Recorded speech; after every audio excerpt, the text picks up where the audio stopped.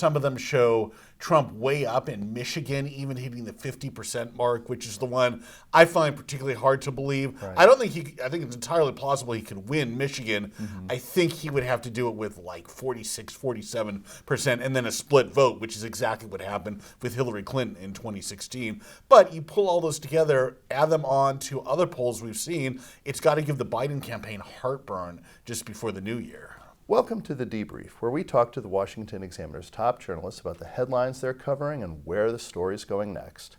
I'm Jim Antle, and I'm joined today by magazine managing editor David Mark. David, we're getting close to the Iowa caucuses.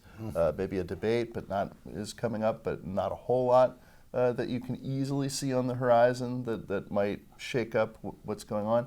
Talk a little bit about what the dynamics are as we head into Iowa. In a sense, it's what the race is where it was a year ago.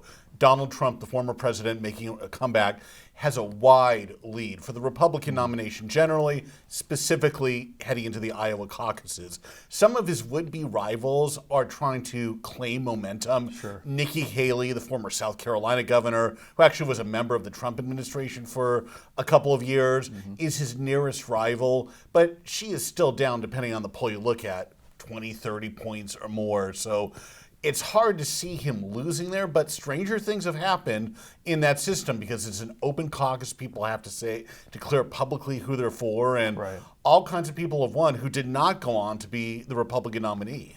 So it has also created this interesting dynamic in that Haley is clearly, to the degree that anybody who isn't Trump has any momentum, it's clearly her, but she hasn't convincingly overtaken Florida Governor Ron DeSantis. So there's this element where the two of them are kind of going at each other, raising some comparisons, at least among some analysts, to the 2016 race.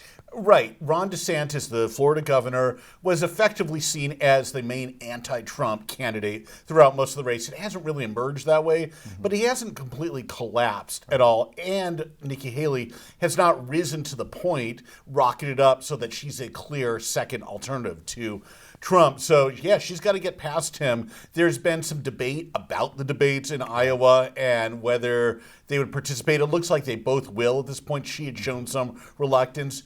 It turned out she didn't really have the leverage to be able to pull that off, to say, oh, I'm only going to debate Donald Trump and ignore Ron DeSantis. She tried to do that for a couple of days, and I suspect her polling numbers showed that wasn't really going to work very well.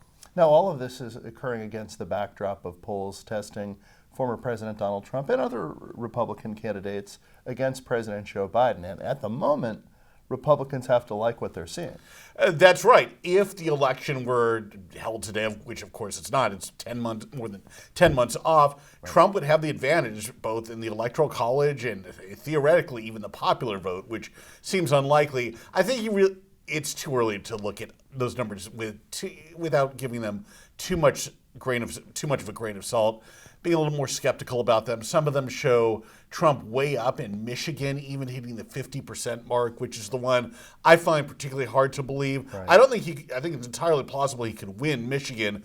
I think he would have to do it with like 46, 47%, and then a split vote, which is exactly what happened with Hillary Clinton in 2016. But you pull all those together, add them on to other polls we've seen, it's got to give the Biden campaign heartburn just before the new year. And it has to sort of hurt Haley and DeSantis to some degree, too, because a core argument both of them have been making is they would be stronger general election candidates. That's right. It seems like every time they start to get some momentum, something happens like that.